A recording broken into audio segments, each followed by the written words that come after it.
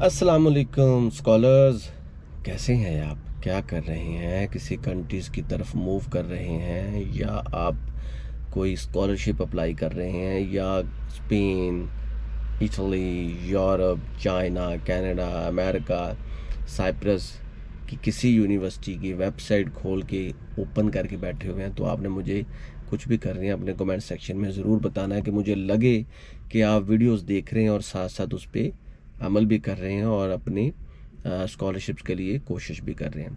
दोस्तों, आज जो मेरे पास मुल्क है, जो मेरे पास लैंड है, वो है जी बहुत ही यूनिक। उसका नाम है जी तैमूर लिस्टे या ईस्टर्न तैमूर या ईस्ट तैमूर।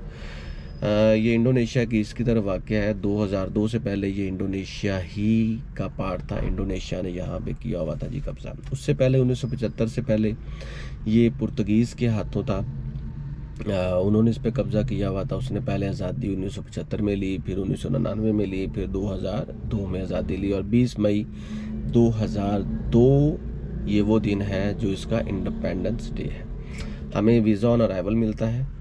अगर हम बात करें इसकी इकोनॉमी की, तो यहाँ पे बहुत जंगो जदल हुए। अभी तो ये इस्टेब्लिश हो रहा है और लेकिन यहाँ पे अमेरिकन यूएसडी चलता है, ये ज़हन में रखिएगा। मालदीव की तरह, फिलिपाइन की तरह यहाँ पे भी अमेरिकन यूएसडी यूएस डॉलर चलता है और इसका कैपिटल दिल्ली है। जहाँ तक इसकी एजुकेशन की बात की जाए तो दोस्तों, यहाँ पे बेसिकली फ्लुएंस है जी पुर्तगीज़ का और इंडोनेशियन का। इस टाइप के आपको लैंग्वेजेस भी मिलेंगी, इंग्लिश बोलने वाले लोग भी हैं।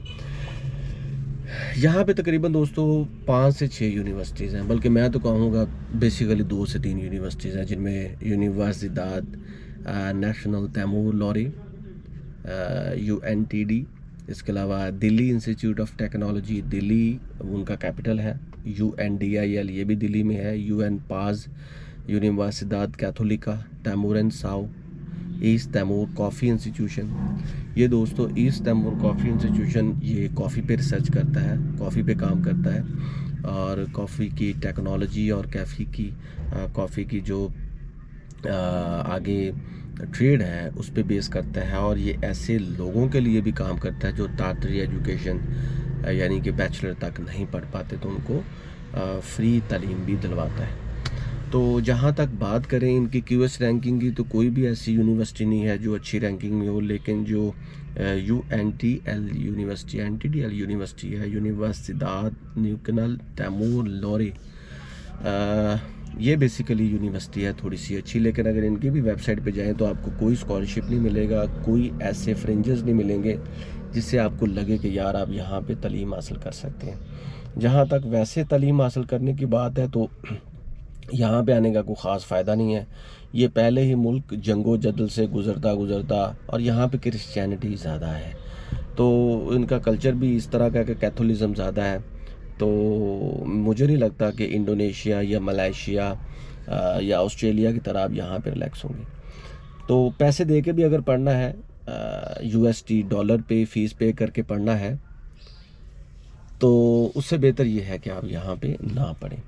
वैसे ही अगर आप आर्कियोलॉजिस्ट हैं, जियोलॉजिस्ट हैं, तो यहाँ पे इनके जो आर्कियोलॉजी का रिमेन्स है वो 42,000 साल पुराने हैं। जियोलॉजी की जो उम्र है यहाँ पे, जो जियोलॉजिकल लैंड्स हैं वो बहुत ही पुराने हैं, आप उन पे रिसर्च कर सकते हैं। दूसरा, इनका जो हेरिटेज और कल्चर है, इंटेंजिबल कल्चर हेरिटेज, जो इंटेंजिबल कल्चर हेरिटेज को जानता है उसको पता होगा कि इसकी क्या अहमियत है, क्या इम्पोर्टेंस है। तो इस एतबार से तो ये बिल्कुल ठीक है। As a geologist, as a archaeologist और एज ए हेरिटेज एक्सपर्ट यहाँ पे जाएं, आप छोटे छोटे कोर्सेज करें, लेकिन आपको पैसे आपको पे करना होंगे। ये नहीं होगा कि आपको कोई स्कॉलरशिप देगा, या ये नहीं होगा कि आपको कोई फ्रिंजेस मिलेंगे, या ये नहीं होगा कि आपकी फ़ीस माफ़ होगी, या आपका कोई ऐसा काम है जो पैसों से हल होगा, या कोई प्रोफेसर आपको यहाँ पे हेल्प आउट नहीं करेगा। ये वहाँ ही होता है जहाँ पे यूनिवर्सिटीज़ होती हैं फुल फ्लेज रैंकिंग में और लोगों के पास होता है, यूनिवर्सिटीज़ के पास होते हैं बहुत ज़्यादा फंड्स। चूँकि ये कंट्री तो पहले ऑलरेडी ही इतनी जंगो जदल से होकर गुजर रहा है, तो यहाँ पे मुझे नहीं लगता कि आपके लिए कुछ हो।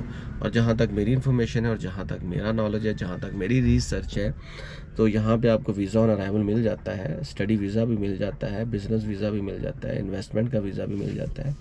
लेकिन आपको स्कॉलरशिप नहीं मिल, तो अगर आपको स्कॉलरशिप नहीं मिल रहा तो फिर मेरे मुताबिक आपका यहाँ पे जाना मौजू नहीं है। तो आज के लिए दोस्तों इतना ही। आप ख़ुद भी सर्च करें, ख़ुद भी देखा करें कि कौन कौन सा कंट्री और कहाँ कहाँ भी आप जा सकते हैं। और मेरी कोशिश ये होती है कि आपके अंदर ये चीज़ पैदा करनी कि रिसर्च कैसे करनी है, अपने स्कॉलरशिप को कैसे अर्न करना है और अपनी एजुकेशन को कैसे प्रमोट करना है। तो अब तक के लिए इतना ही। मिलेंगे नेक्स्ट कंट्री नेक्स्ट स्कॉलरशिप के साथ। तो उम्मीद करता हूँ कि आप मेरे चैनल को सब्सक्राइब करेंगे, देखेंगे, दुआ में याद रखें। Thank you so much.